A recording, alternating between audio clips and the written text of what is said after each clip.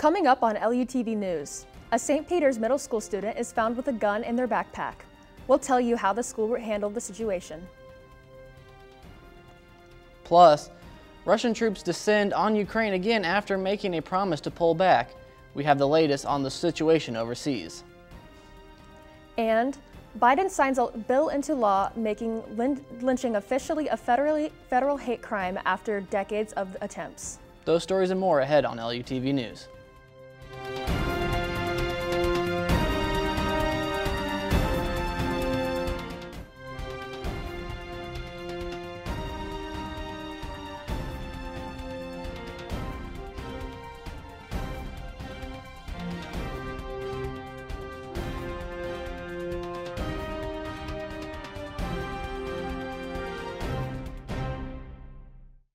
Welcome to this edition of LUTV News. I'm Mallory Vasquez.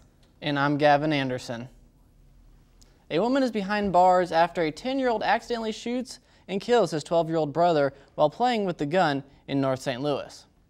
Authorities say the shooting happened at the 5600 block of Summit Place a little before 8 p.m. on Tuesday night. They say the brothers were at home with a parent when the tween was shot in the face. Police say a 36-year-old woman has been arrested after she admitted the gun was hers. The shooting comes just days after a 12-year-old and 14-year-old were shot and killed in downtown St. Louis. And back in February, a 12-year-old girl was hurt in an accidental self-inflicted shooting. A chain reaction crash in Moscow Mills leaves one person dead. The Missouri State Highway Patrol says the crash happened around 3:45 p.m. in the northbound lanes of US 61 at Route W. The crash report says a 2016 Dodge Charger was heading north when the driver tried to pass a 2017 Chevy Equinox.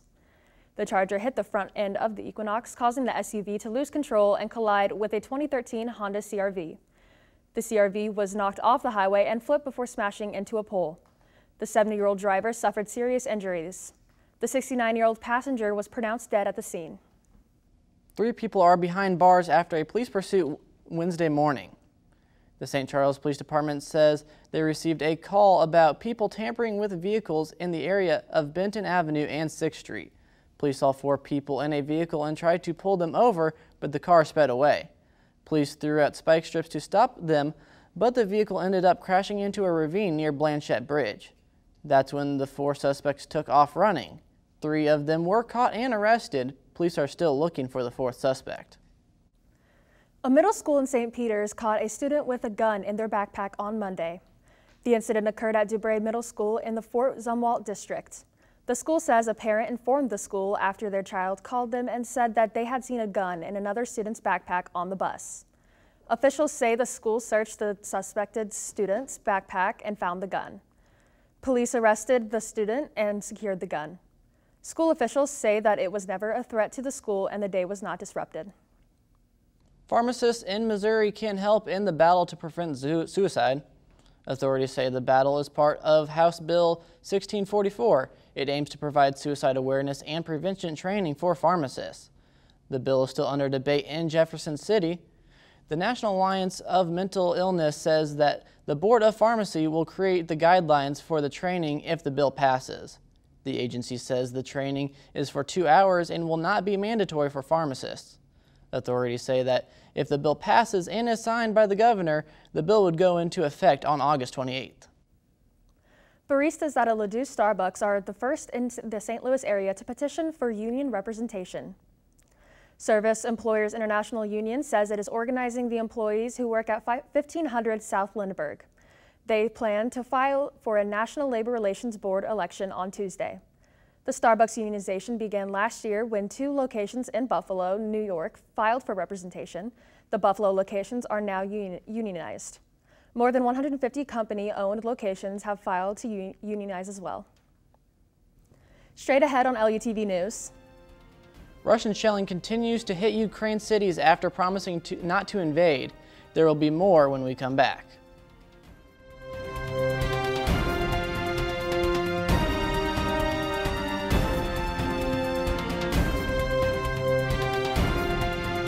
Doesn't always wear a cape, but she always has time for a hug, a smile, for going the extra mile. My Shiro stretches every dollar, puts in long hours, puts others first. But now it's your time, Mom. When you're ready to retire, we want you to be able to enjoy it. It's time to start saving now. A free 3-minute online chat can give you the personalized tips you need to start boosting your retirement savings today. Visit aceyourretirement.org.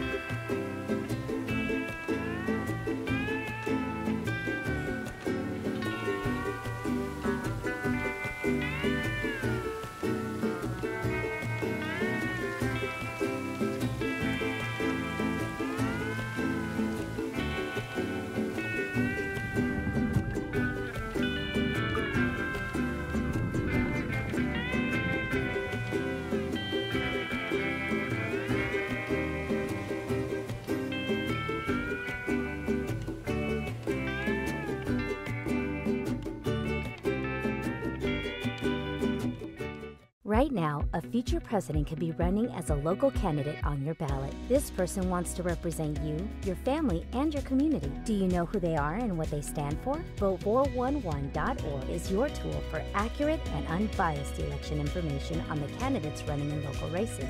Just enter your address to get started. Your vote is your power, the power to decide who represents you in every election. Get online, get the facts, and make your voice heard on Election Day. Powered by the League of Women Voters Education Fund.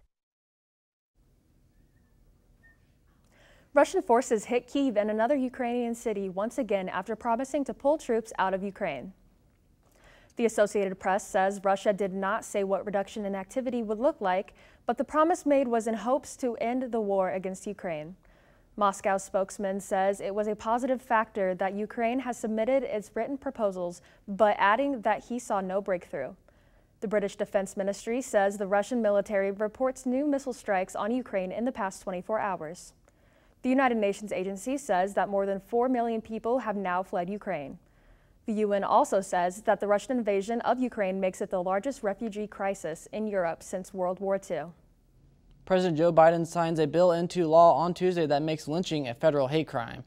The Emmett Till Anti-Lynching Act makes perpetrators who inflict death or injury from a hate crime face up to 30 years in prison. Similar laws have been attempted to pass for the past 12 decades. The act is named after a black teenager who was killed in 1955 from an apparent hate crime.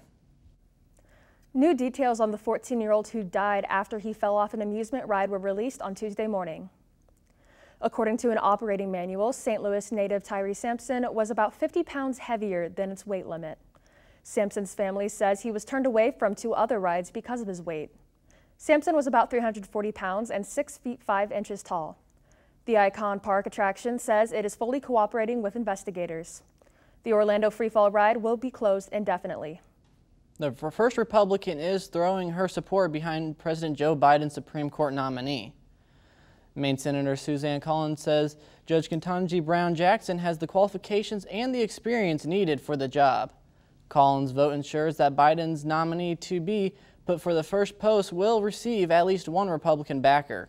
Collins' announcement comes a day after she met with Jackson for a second time.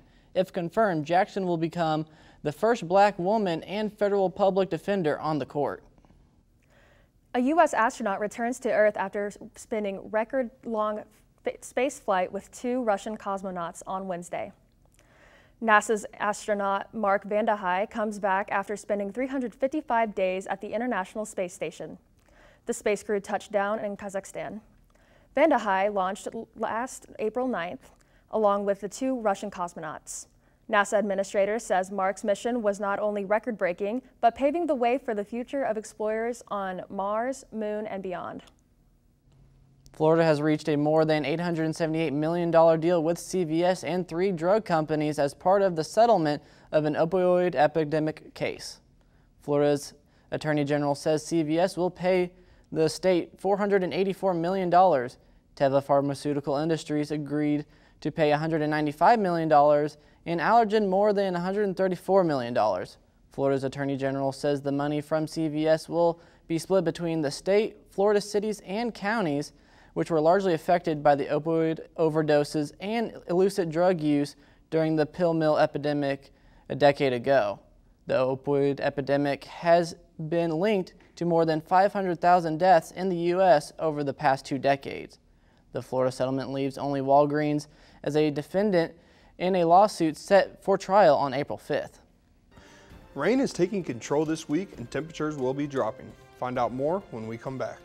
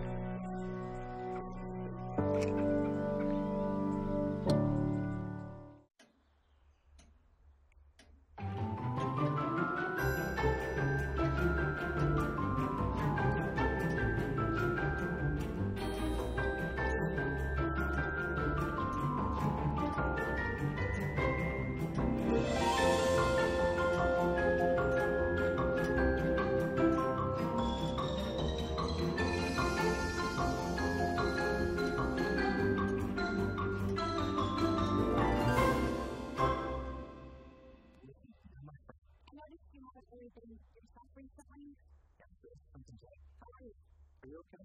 Is there anything you want to talk about? I just want to know something. And listen, even if you don't understand it, I'm here to talk. No matter what you're going through, just let me know I'm here. Let's talk. When you want to talk, I'm here.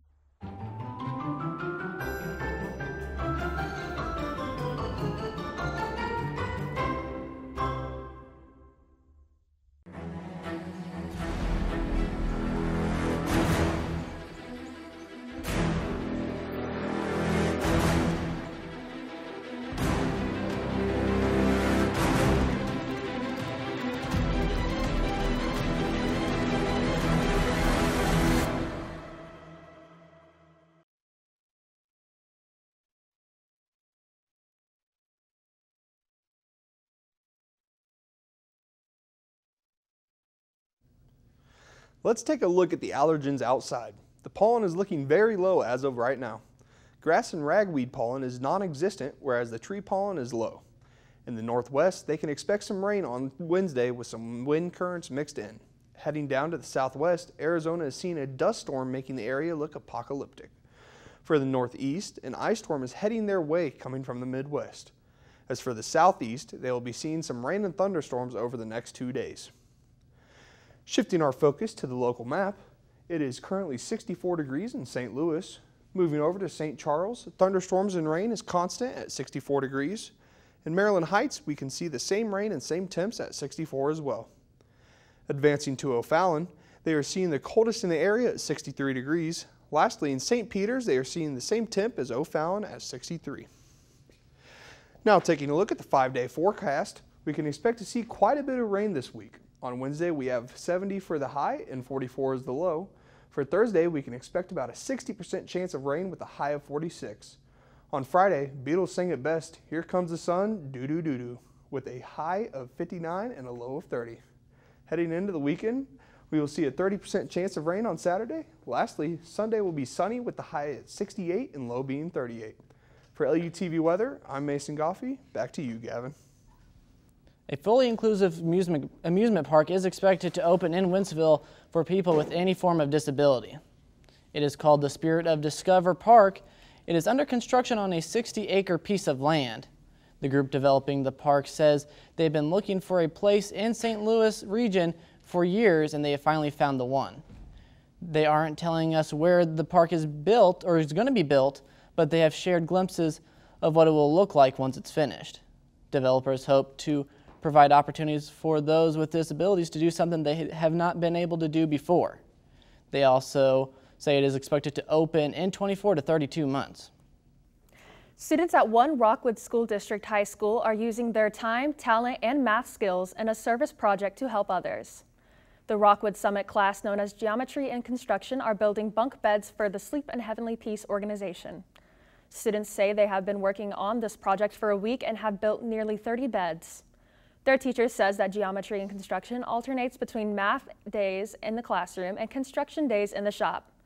The Rockwood Summit Geometry and Construction classes have been at it for about 5 years now, and they are always looking for ways to find a new project to build. The Blues are back in action Wednesday night. Find out more about the impressive milestone that one player reached on Monday when we return.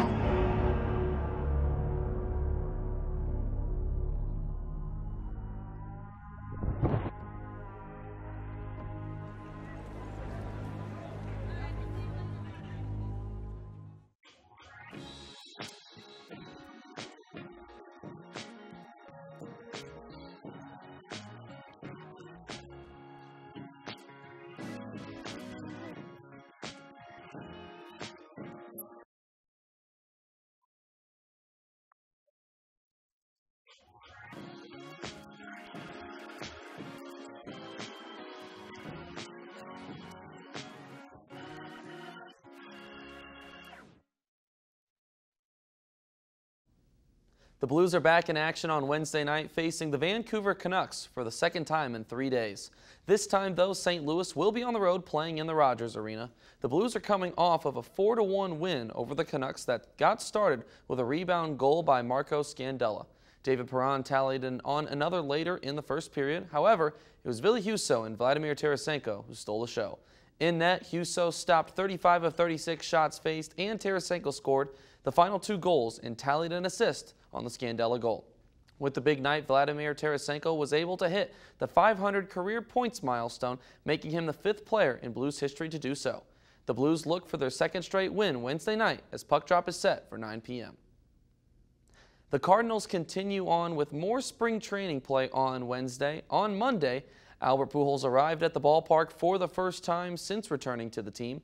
On Wednesday now, he is in the lineup for the first time. Pujols batted 4th in Wednesday's game and went 1 for 3 with a single up the middle.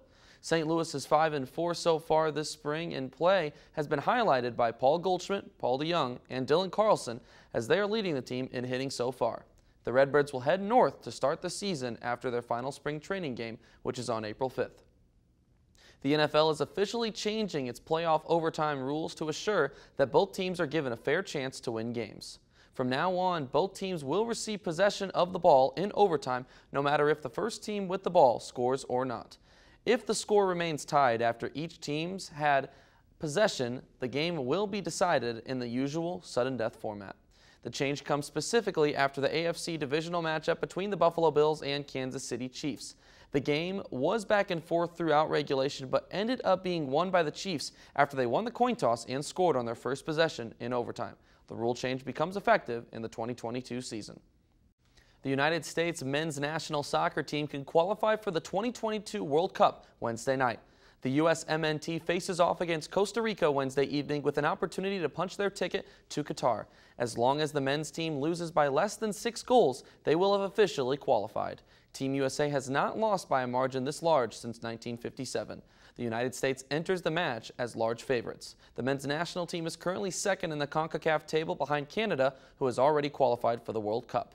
If Team USA is able to hold on, it will be their first time qualifying for the World Cup since 2014 when they reached the round of 16.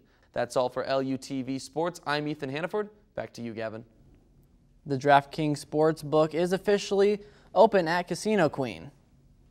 Things kicked off on Tuesday with NFL Hall of Famer Marshall Faulk cutting the ribbon and making the first bet.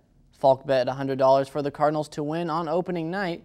The expansion serves for sports betting, which has been legal in Illinois since 2020, but not in Missouri. The casino says that much of the revenue comes from those in Missouri wanting to make their bets in the Illinois-based location. The 6,000 square foot expansion in the Casino Queen features a 60-foot video wall, high-definition televisions, VIP area, and over 30 betting kiosks. Former Cardinals pitcher Todd Stottlemyre plans to bring a pair of Poke Bowl franchises to the St. Louis area this summer. Stottlemyre is the co-founder and CEO of Koibito Poke Restaurant. Poke is a dish popular in native Hawaiian culture. Stottlemyre says what makes this restaurant different is that it allows customers to build their own dishes. The locations are expected to open this July in Dupree and Warson Woods. Stottlemyre spent 3 years with the Cardinals in his 15 seasons of playing Major League Baseball. That's it for this edition of LUTV News. I'm Mallory Vasquez. And I'm Gavin Anderson. Thanks for joining us.